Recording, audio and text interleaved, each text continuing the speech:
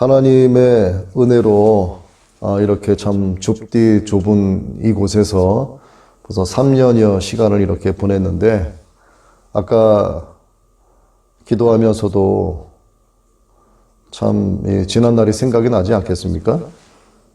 정말 다 관두고 싶은 마음이 한두 번 든 게 아니었고, 포기하고 낙심하고 낭망해서 존재 이유조차 찾지 못하는 내가 하나님의 종이 된 게 설마 하나님의 실수는 아니실 텐데 왜 이렇게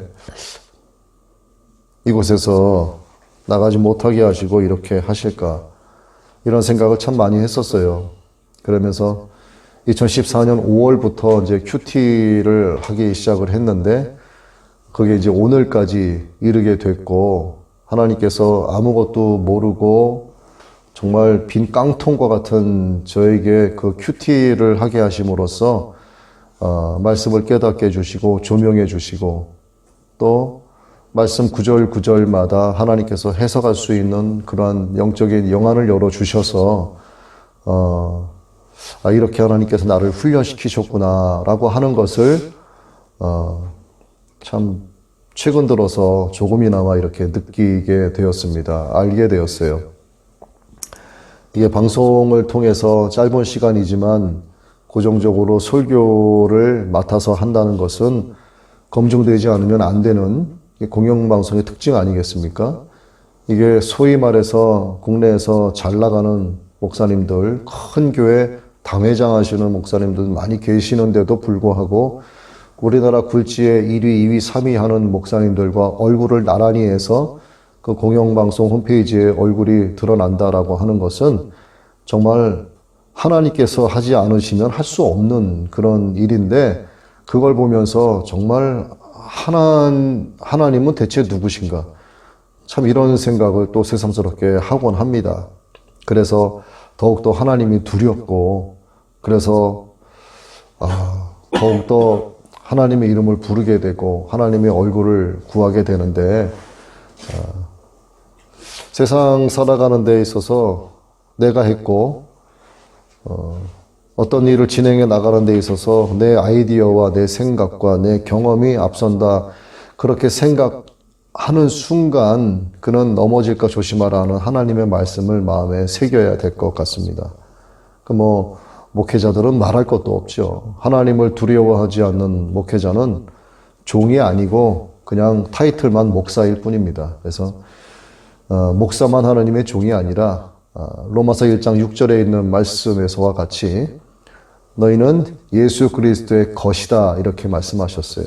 예수 그리스도의 것, 소유격을 의미하는 거죠. 그러면 예수님을 구세주로 영접한 성도들은 예수님의 소유물이 된 겁니다. 그러면 예수님의 종들이란 뜻이에요. 하나님의 종들이란 뜻이죠.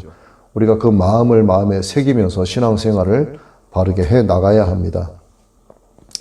그런데 우리가 때로는 가치를 하늘에 두지 않고 땅에 둘 때가 많죠. 예수 그리스도만을 사랑하는 것이 아니라 돈을 너무나도 쫓아가고 사랑하는 경우가 너무나 많습니다.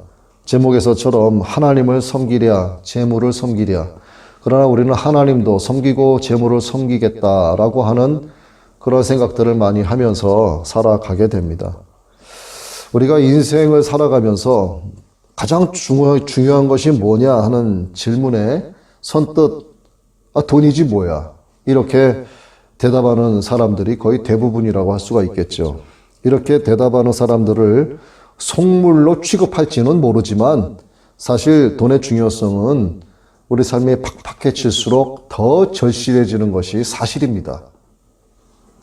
돈을 벌기 위해서 일을 하고 그 과정에서 돈으로 바꿀 수 없는 벅차오름을 느끼기도 하고, 때론 돈 때문에 가슴 아파하거나 절망하기도 하고요. 특히 자본주의에서의 돈의 가치와 위력은 그 상상을 초월합니다. 가난과 부를 가르는 잣대가 되는 것은 물론이고 열심히 노력한 성공의 대가로 당당하게 인정받을 수 있는 유일한 기준이 되기도 한다라고 사람들이 말을 하기도 해요. 그러나 결국 소중하게 여기던 그것들은 내 주머니에 항상 머물러 있지 않습니다. 내 통장에 항상 머물러 있지 않아요. 내가 한 달 동안 열심히 일해서 월급을 받아서 통장에 입금된 것을 딱 보는 순간 샥샥샥 빠져나갑니다. 어느 누군가에게 가요. 공과금으로도 가고 빚도 갚아야 되고 자동차 할부도 내야 하고 전자제품 할부도 내야 하고 또 어떤 사람에게 빚을 졌으면은 가서 빚도 갚아야 하고 그렇게 누군가의 소유로 변해갑니다. 인생 자체가 잠시 나타났다가 사라지는 안개와 같기 때문이죠. 그 세상에 가치를 두면은요, 그 가치는 안개처럼 사라지게 돼 있어요. 들에 핀 꽃처럼 시들고 떨어지죠. 바람이 불면 떨어졌던 것들이 샥 날아가서 없어져 버립니다. 그 자리에 들꽃이 피었었나 하는 것조차 우리는 알지 못하는 거예요. 사람이 바로 그와 같은 거죠. 인생은 풀과 같고 그 인생의 영광은 꽃과 같으니 꽃은 떨어지고 풀은 마르고 시드니 바람이 불면 온데간데 없어지고 그 사람이 이 세상에 살았었나 하는 것조차 기억 속에서 사라지는 거예요. 아무리 유명한 연예인, 탤런트, 영화배우들, TV를 통해서 많은 사람들에게 영웅으로 칭받고 국민 배우다 이렇게 칭했던 사람들 어떤 지병이다 무엇이다 해서 죽었다. 여러분, 사람들이 죽는 것은요, 병 때문에 죽었다, 사고 때문에 죽었다 아닙니다. 그건 아니에요. 하나님이 부르셨거나 하나님이 소환해 가신 거예요. 그래서 죽은 거예요. 그렇게 되면은 1년 지나면 기억 속에서 사라집니다. 머지않아 기억 속에서 사라지고 그 사람이 이 세상에 존재했었나 하는 것까지도 잊게 되는 거예요. 물론 혈연 관계인 가족들은 그 마음 가운데 죽은 가족에 대한 애틋한 마음이 있고 그리움과 보고픈 마음이 생기겠죠. 하지만 그렇지 않은 이상 다 지워지게 되는 거예요. 돈도 이와 같은 겁니다. 그래서 진정한 보물은 오늘 본문 말씀에서처럼 좀이나 동록이 해하지 못하고 도둑이 구멍을 뚫지도 못하고 도둑질도 하지 못하는 하늘에 쌓아두어야 한다는 말씀대로 해야 되는 거예요. 이렇게 살아가는 것이 가장 복된 인생입니다. 이 복되다 하는 것을 좀 아셔야 돼요. 왜 복된 인생인가? 하나님의 은혜로 해석되지 않으면 복되다라고 하는 것이 내 마음에 와닿지가 않아요. 여기서 하늘이 무엇을 의미합니까? 하늘은요, 하나님의 왕국을 의미하는 거예요. 하나님의 왕국은 곧 천국이죠. 천국은 곧 하나님이시고 하나님은 곧 말씀이시죠. 말씀은 곧 예수님이기 때문에 사람이 생각하는 가장 귀한 보물은 태초에 말씀이시고 하나님이신 예수님께 쌓아야 한다는 것을 의미하는 거예요. 예수님께 쌓는다는 것은 예수님을 믿고 의지하고 사랑하는 겁니다. 예수님을 찬송하고 예배드리고 복음을 전하는 거예요. 항상 내 편이신 주님께로 나도 가서 나도 항상 주님의 편이 되어 드리는 것. 이게 가장 복된 인생이에요. 이것은 하나님의 은혜로만 해석이 되어집니다. 이것이 바로 좀이나 동록이 해하지 못하고 도둑이 구멍도 뚫지 못하고 도둑질도 하지 못하는 하늘에 쌓아두는 것을 의미하는 거예요. 시편 39편 6절 말씀인데 분명 모든 사람은 헛된 모습 속에서 걷게 되니 분명 그들은 헛되이 소동하게 되고 그런 그들이 재물을 쌓아도 누가 그것을 거둘지 알지 못한다 하는 말씀이 있습니다. 오늘의 말씀과 일맥상통하는 말씀이죠. 이 땅 위에 쌓여진 재물들을 언젠가는 손에서 놓게 된다는 뜻입니다. 힘겹게 벌어서 쌓아놔도 나중에는 남 좋은 일로 다 돌아갈 수 있는 거예요. 그러면 그 사람은요, 그 사람 역시나 남 좋은 일로 돌아가게 마련입니다. 이 세상의 것은요, 여러분 분명히 아십시오. 소유는 없습니다. 사용권만 있을 뿐이에요. 이게 세상의 명확한 현실입니다. 왜? 세상의 창고에는 주인이 없어요. 사용권만 있을 뿐입니다. 이 땅에는 영원한 소유가 없어요. 다시 말씀드리지만 사용권만 있을 뿐입니다. 과거나 현재나 미래나 이 세상 모든 것은 새로운 것이 없이 그저 돌고 돌아요. 해 아래 새 것이 없습니다. 영원한 그 어떤 것도 찾아볼 수가 없어요. 그럼 돈 없이 살아갈 수 있는가? 그렇게는 안 되죠. 돈이 있어야 살 수가 있습니다. 세상에 어떤 성인군자라고 해도 난 돈을 손절해버리겠어. 그렇게 못 살아요. 나는 자연인이다. 자연인으로 돌아가서 산속에서 땅 파먹고 산다. 그들은 과연 돈 없이 살 수 있을까요? 절대 그렇지 않습니다. 방송에 다 나오지 않지만 그들도요, 때로는 마을로 내려가요. 예, 가서 필요한 거 삽니다. 보니까 라면 봉지도 있고요. 예, 냄비도 있고 숟가락 젓가락 다 있어요. 그건 뭐 자기네가 쇠 녹여서 만들었나? 그럼 쇠는 뭘로 녹여요? 불이 있어야 될 거 아닙니까? 그러니까 뭔가는 구매를 한다는 얘기예요. 돈이 없으면 안 된다는 얘기예요, 결국은. 사람이라면 누구나 겪게 되는 희노애락, 오욕칠정, 이런 거의 대부분 돈으로 인해 발생을 하죠. 수많은 사람들이 돈 때문에 울고 돈 때문에 난리를 치고 사람을 죽이기도 하고 살리기도 합니다. 그러다 보니 돈을 신격화하고 거룩히 여기면서 떠받들죠. 오죽하면 예수님께서 만몬신이다 이렇게 말씀하셨겠어요.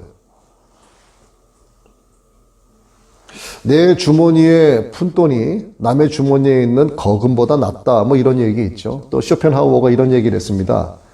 돈이란 바닷물과 같아서 마시면 마실수록 목이 마르게 된다. 돈을 바닷물로 비유를 했죠. 또 칼 샌드버거는 이렇게 얘기했어요. 돈이란 힘이고 자유이고 모든 악의 근원이기도 한 동시에 한편으로는 최대의 행복이 되기도 한다. 자, 여러분, 이들이 말한 것에는 공통점이 있는데 바로 돈의 양면성이라는 거죠. 동전의 양면성과 같이 돈의 양면성이 있다는 것을 이들은 말하고 있어요. 근데 이들이 말하지 않아도 우리가 알고 있지 않습니까? 돈 때문에 살리기도 하고 죽이기도 하고 다 알고 있잖아요. 복권에 당첨됐으면 좋겠다. 그래서 뭐 수십억 당첨이 되면 좋아 죽죠. 그러나 결국 머지않아 죽을 지경에 놓이게 되는 사람들을 너무나 많이 만나게 됩니다. 영원히 내 것처럼 느껴졌지만 몇 년 지나고 보니까 내 것이 아니었다라고 하는 거예요. 그렇게 펑펑 써대면서 살다가 결국 다 떨어지고 나서 이리저리 뜯기고 거지가 되고 나서는 살아가기가 힘든 거예요. 그냥 없을 때 없는 것처럼 쭉 살아왔을 때는 살겠지만 풍족하게 누리다가 다 떨어져 나가고 없으니까 그 다음부터는 살기 힘든 겁니다. 그 사람이 피폐해지는 거예요. 믿는 자들이든 불신자들이든 사실 돈 이야기만 나오면 어떻게 합니까? 쉬쉬하죠. 돈 이야기만 나오면 저 뒤에 가서 얘기하자 이렇게 해요. 돈 이야기만 나오면 비밀스럽게 행동을 하고요. 아무런 허물이 없이 잘 지내는 무리 가운데 있다가도 돈 얘기만 나오면 따로 떨어져서 나와서 이야기를 해요. 심지어는 자식들과 함께 지내는 부모들도 돈 얘기만 하면은 방으로 잠깐 들어와봐. 방에 들어가서 돈 얘기합니다. 조용하게. 돈 이야기만 하면 사람들이 쳐다보고 돈 이야기만 하면 귀를 기울이고 돈 소리만 나면은 이상하게도 저게 돈 소리라는 걸 금방 알아채요. 거기에 귀가 열리고 저쪽에 떨어진 지폐 눈이 열려 그냥 쳐다보고 쫓아가는 거예요. 희한하죠. 저쪽에 떨어진 휴지는 안 보이는데 저 멀리 떨어진 돈은 눈에 확 들어온단 말이죠. 여러분 다 경험해 보셨죠, 그거? 돈을 식격화하니까 돈 스스로가 신이 되어가는 거예요. 이게 사람이 만들어낸 만몬입니다. 그러나 누구든지 자신이 살아가는 삶과 이 신앙을 말하기 위해서는요, 여러분 한 가지 꼭 하셔야 될 게 있는데 돈 앞에서 당당해지셔야 됩니다. 돈 앞에 비굴해져서는 안 되는 거예요. 돈은 사람의 삶과 인격과 신앙을 드러내는 일종의 시험대 역할을 한다고 볼 수 있기 때문입니다. 우리는 물질주의가 심화되고 팽배화된 유물론 시대에 살아가고 있어요. 유물론이 뭡니까? 만물의 근원을 물질로 보는 것. 그 정신적인 모든 현상들도 물질의 작용이나 그 산물이다라고 주장하는 게 유물론 아니겠어요? 그래서 존재하는 모든 것은 물리적이다라고 하는 견해인 물리주의, 물질주의와 밀접하게 연관되어 있는 것이 바로 유물사관, 유물론입니다. 돈만을 유일한 존재로 보는 공산주의식 유물론도 있고 돈을 가장 중요한 것으로 주장하는 자본주의식 유물론도 있습니다. 그러면 공산주의식 유물론과 자본주의식 유물론은 다른가? 안 달라요. 결국 표면상의 표현의 차이만 있을 뿐이죠. 그 저변은요, 동일하게 물질주의를 배경으로 하고 있다가 됩니다. 그래서 사람들은 물질주의가 심화되고 팽배화된 사회에서 돈을 소유하기 위해서 탐욕이라고 하는 간판에 붙여진 무적행을 파고 들어가기 시작을 하는 거예요. 그 무적행 파고 들어가 봐야 뭐 끝이 보입니까? 끝없이 떨어지는 무적행. 끝이 없다라는 거잖아요. 벤자민 프랭클린이 이렇게 얘기했어요. 돈은 바닥이 없는 바다와 같기 때문에 양심도 명예도 거기에 빠지면 결코 떠오르지 않는다. 탐욕을 부리는 순간 무적행 안에 발을 내딛는 것과 다를 바 없다는 뜻입니다. 그럼 무적행이 어디에 있을까요, 여러분? 내 안에 있는 게 무적행이에요. 이 무적행은 내 마음속에 있습니다. 그 무적행을 내 안에 담고 살아가면 그 사람은 지옥을 살아가는 거예요. 무적행을 담대하게 내다 버리면 그 사람은 천국을 살아가고 있는 겁니다. 그게 가난한 심령인 것이고 예수님의 은혜로 가득한 사람인 거죠. 그래도 돈이 있어야만 자신의 인생이 행복하다 생각하고 오직 돈만이 사람의 오감을 살려주는 제6감의 역할을 한다 이렇게 생각들을 해요. 뭐 대부분의 사람들이 다 그렇습니다. 이것이 돈에 대한 사람들의 일반적인 생각이에요. 그러다 보니 행복의 근원도 돈에서 찾죠.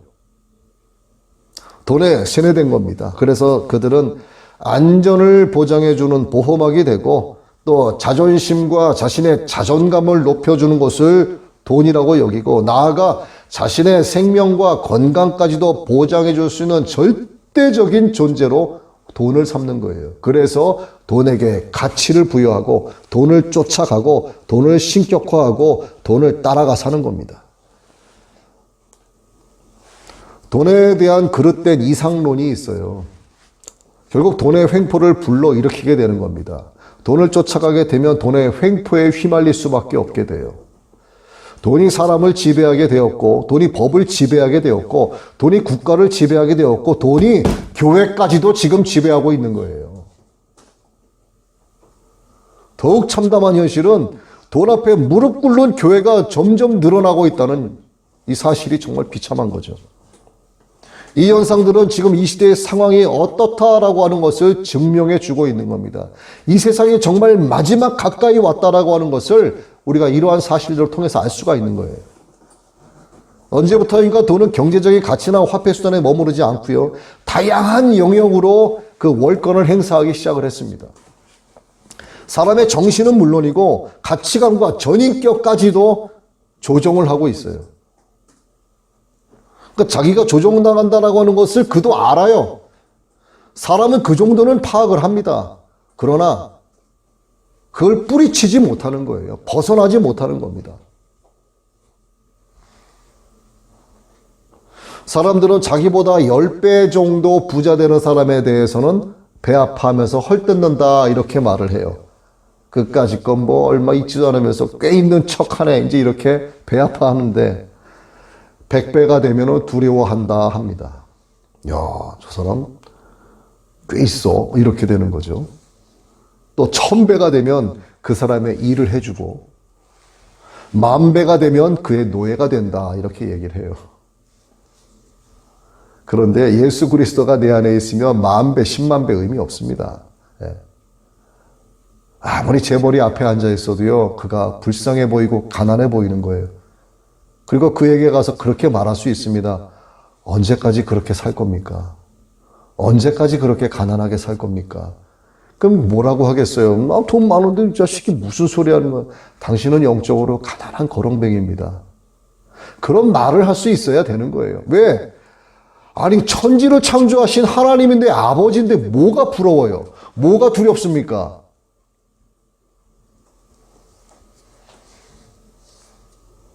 10배 부자, 100배 부자, 1000배 부자, 10,000배 부자를 이야기하면서 이것이 사물의 이치다 하고 합리화시키는 거예요. 세상이 만들고 사람이 만들어낸 이러한 이상한 사회주의 이상론에 빠지고 돈의 이상주의에 빠져가지고 그 안에 자기를 파묻어 버리는 거예요. 여러분들 이러시면 안 됩니다. 정말. 여러분들도 그렇게 하셔야 돼요. 돈 많은 사람 앞에 있으면 뭐 어때요? 당당하게 하시면 돼요. 그의 가난한 영혼을 불쌍히 여기는 마음이 있어야 되는 거예요. 언제까지 그렇게 굶으면서 살 겁니까? 그는 무슨 소리 하는지 알아듣질 못하죠. 당신은 영적으로 가난한 자입니다. 영원히 목마르지 않는 주님이 주시는 생명수를 마셔야 됩니다. 이렇게 말씀할 수 있어야 된다는 거예요. 톨스토이의 중편 소설인데요. 위조지폐라고 하는 중편 소설이 있어요. 이것을 모티브로 한 영화입니다. 이 영화가 1983년에 제작됐는데 프랑스 영화인데 제목이 돈이에요. 그 주인공의 이름이 이본이라는 사람인데 주인공 이본이 돈에 대해서 영화 내에서 이렇게 대사를 쳐요. 돈은 살아있는 신이고 나는 그를 위해 경배한다. 그러면서 돈을 철저하게 신격화시키는 그런 스토리가 이제 전개가 쭉 되죠. 후에 영화 이제 후반부로 넘어가면서 주인공 이본은 자신의 의지대로 살인과 강탈을 저지릅니다. 또 돈을 뛰어넘는 그 무엇인가를 추구해 나가려고 하는 노력을 끊임없이 시도를 해요. 하지만 결국 자본주의에서 신으로 군림하는 돈 앞에 더욱 나약해져만 가는 자신을 뒤늦게 발견을 하게 됩니다. 이게 영화의 처음과 끝이에요. 자, 돈이 가지는 폭력성 앞에서 어쩔 수 없이 나약한 존재가 될 수밖에 없는 인간을 잘 보여주고 있는 돈이라고 하는 이 프랑스 영화. 돈의 악마성에 공감하는 일이 많다는 것을 시사해 주는 좋은 영화입니다. 돈의 위력에 대해서 칼 막스가 이렇게 또 얘기했어요. 최고의 선이 되어 흐르는 돈은 인간 내면의 저수지에서 결코 넘치는 법이 없다. 이게 뭘 의미합니까? 무적행을 얘기하는 거예요. 인간 내면에 있는 저수지, 그 돈은 넘치는 법이 없다 이렇게 얘기합니다. 채워도 끝이 없다. 인간이 동경하는 모든 것은 돈에 의해서 충족되고 돈에 대한 탐욕은 아무리 채워도 만족함이 없다는 이 공산주의식 유물론 사상의 뿌리를 여기서 발견할 수 있는 겁니다. 이 칼 막스 이 사람. 예수님은 인간과 돈에 밀접한 관계, 이 돈의 축적에 관한 인간의 강한 욕망에 대해서 말씀을 하셨어요. 돈을 가리켜 보물로 언급을 하신 겁니다. 24절에서는 맘몬이라고 하는 돈신으로 바꾸어서 말씀을 하셨어요.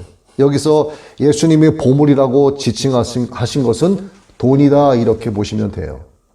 보물을 땅에 쌓아두지 말라. 이 말씀은 평면적으로 모으지 말라는 것이 아니고요. 수직으로 쌓지 말라는 말씀입니다. 수직으로 쌓지 말라는 말씀이에요. 네 보물이 있는 그곳에 내 마음도 있다. 이 말씀은 돈과 사람의 마음 사이에 얽힌 그 긴밀한 관계를 나타내는 말씀이죠. 옳으신 말씀 아닙니까? 내 마음이 있는 곳에 가면 나도 그 돈을 쓰게 되는 거예요. 내가 짜장면이 너무 먹고 싶어. 짜장면이 내 안에 들어오면 그 짜장면 사 먹어야 되는 거예요. 아주 간단하잖아요. 하나님을 대신하여 돈을 경배할 수 있는 인간의 연약함을 예수님이 지적해 주신 거죠. 이에 대해서 예수님은 하나님과 재물을 겸하여 섬기지 못하느니라 이렇게 말씀하셨어요. 절대적으로 섬길 대상을 분명하게 선택을 해야 된다라고 말씀하시는 겁니다. 너는 재물을 섬기겠느냐? 나를 섬기겠느냐? 이어서 마음을 다 줄 만큼의 소중한 보물이라고 하면 너는 이 땅에 그것을 쌓아두면 안 된다. 좀과 동록이 해야지 못하고 도둑놈이 들어와서 구멍을 뚫지도 못하는 그곳에 영원히 보관하면서 즐길 수 있는 안전한 하늘에 쌓아야 된다라고 예수님께서 정답을 말씀해 주셨어요. 곧 너희의 마음을 영원히 목마르지 않게 할 너희의 구원자로 온 내게 너희의 마음을 두어야 한다 이렇게 말씀을 하시는 겁니다. 여러분 이 세상에는 돈을 맡겨도 될 만한 안전한 곳을 찾지 못해서요 초조해하는 사람들이 많습니다. 뭐 금리 하락이 오죠. 주가가 폭락이 됩니다. 물가가 상승이 됩니다. 환율이 상승이 됩니다. 부동산 경기 침체가 찾아오고요. 인플레 현상 등의 요인들 얼마든지 돈의 가치를 떨어뜨릴 수가 있어요. 이거 누가 만드는 짓이죠? 다 사람이 하는 짓이에요. 돈을 투자한 후에 회수하지 못하는 경우도 많습니다. 잘못된 보증으로 남의 빚을 떠안게 되는 경우도 많아요. 사람이 거짓말하는 게 아니라 돈이 거짓말한다는 말도 심심치 않게 하면서 살아갑니다. 심지어 일가족 몰살에 그 가족의 자산이 국고로 회수되는, 환수되는 경우도 있습니다. 이러한 것들이요, 주인이 없는 세상의 창고예요. 안전하지가 않습니다. 일시적일 뿐이에요. 여러분, 지금 눈에 보이는 은행들이 많이 있죠. 여러분들의 현물 자산을 은행의 통장에 보관하고요. 뭐 금덩어리, 비밀, 시크릿 금고에 보관을 하고, 여러분 이 땅에 존재하는 현재 은행들이 얼마나 갈 것 같으세요? 저는요, 제가 목에 칼이 들어와도 자신 있게 말씀드릴 수 있는 부분이 있는데 은행은 사라집니다. 그리고 화폐는 바뀌게 돼 있어요. 그 바뀌는 화폐가 디지털 화폐가 되고, 소위 뭐 코인이 되고, 뭐 여러 가지 모양새로 이제 나오고요. 이것이 결국 지나다 보면은 어떻게 되겠습니까? 이것도 안전하지 않다가 되는 거예요. 그럼 그 화폐가 어디로 들어올까요? 사람의 몸 안으로 들어오게 됩니다. 자신의 모든 패스워드, 건강 정보, 보험 정보, 금융 정보, 그 사람의 생체 정보, 모든 것이 사람의 몸 안으로 들어오게 돼 있어요. 예, 이게 바로 짐승의 표입니다, 여러분. 이 짐승의 표에 대해서 제가 여러분께 이것만 하라고 해도요, 정말로 오랫동안 아주 자세하게 다 말씀드릴 수 있어요. 하늘에 보물을 쌓으라 이렇게 예수님 말씀하셨는데 갑자기 이렇게 말씀하세요. 눈은 몸의 등불이니 내 눈이 성하면 온몸이 밝을 것이요 눈이 나쁘면 온몸이 어두울 것이라. 그러므로 내게 있는 빛이 어두우면 그 둠이 얼마나 더하겠니? 이렇게 말씀하십니다. 돈과 상관이 없는 것 같은데 갑자기 눈이 어둡다, 침침하다 이런 말씀을 하신단 말이죠. 보물을 하늘에 쌓으라는 말씀과 관계없어 보이지만요, 이 말씀은요 매우 밀접한 관계가 있습니다. 돈이 사람의 눈을 멀게 하기 때문이에요. 돈이 사람의 영안을 닫히게 하기 때문입니다. 영안을 항상 열어야 된다라고 하는 주님의 경고의 말씀인 거예요. 돈 때문에 직계가족과 처천지 원수가 되기도 하고, 심지어 돈 때문에 뭐 살인, 부모를 죽이는 일이 허다하죠. 하늘에 보물을 쌓길 원하는 사람은 돈 때문에 눈이 흐려지거나 어두워져서는 안 됩니다. 즉 영안이 항상 열려져 있어야 한다는 뜻이에요. 눈이 흐려지면 영안이 닫힙니다. 영안이 닫히면 하나님과 돈을 구별하지 못해요. 하나님도 섬기고 재물도 섬길 수 있다라고 자신 있게 말은 하기 시작합니다. 결과는요, 결과는 뭐 불보듯 뻔한 겁니다. 나를 안전하게 보호해주고 높여주는 것이 돈이라고 믿게 되기 때문에 돈을 신격화시키는 현상이 나타나게 돼요. 결국 하나님을 대신하여 돈을 경배하다가 돈의 노예가 되는 겁니다. 오늘 예수님 말씀하셨죠. 한 사람이 두 주인을 섬기지 못할 것이니 혹 이를 미워하고 저를 사랑하거나 혹 이를 중히 여기고 저를 경히 여김이라. 너희가 하나님과 재물을 겸하여 섬기지 못하느니라. 두 주인을 섬길 수가 없어요. 한 사람을 향한 온전한 충성은 가능하지만 두 사람을 향한 동일한 충성은 불가능합니다. 우리나라에 간첩이 들어와요. 우리도 뭐 스파이를 내보냅니다. 그 사람의 소속된 곳은 한 곳밖에 없는 거예요. 간첩의 모습으로 우리나라에 들어와서 활동하는 이북의 어떤 사람들이 있을지라도 그들은 대한민국의 국민이 아니에요. 그들의 소속은 저쪽이죠. 두 주인을 섬길 수는 없는 겁니다. 이중살림을 사는 어떤 남자가 있어요. 일주일에 며칠은 첫째 부인 집에서, 나머지 며칠은 둘째 부인 집에서 생활을 합니다. 실제 이러한 사례가 없지 않죠. 분명한 건 두 집 모두가 행복하다, 불행하다. 불행하다는 사실이에요. 하물며 하나님을 향한 믿음이겠냐 이거죠. 하나님도 잘 섬기는 것 같은데 재물도 잘 섬겨. 하나님께서 정말 좋아하시겠어요. 한번 해보세요. 그 사람의 결과가 어떻게 되는가. 이 땅에서 정말 잘 먹고 잘 살고 떵떵거리며 살다가 정말 얼굴에 기름이 좔좔 흐르는 상태에서 죽었다고 치자고요. 그러면 그 사람 행복하게 잘 살다 간 겁니까? 그 죽은 뒤에 심판 어쩌려고 그래요. 차라리 이 땅에서요, 그렇게 살다가 하나님께 두들겨 맞고 거지 돼가지고 하나님 앞에 무릎 꿇고 나아가는 게 그 사람이 복된 인생인 거예요. 사람에게 있어서 가장 큰 비극은 돈을 하나님으로 보는 겁니다. 더욱이 예수님 믿는 사람에게 이 같은 현상이 발견되었다면 그는 지금 매우 영적으로 위험한 상태라고 볼 수가 있는 거죠. 돈에 속고 있는 중이에요.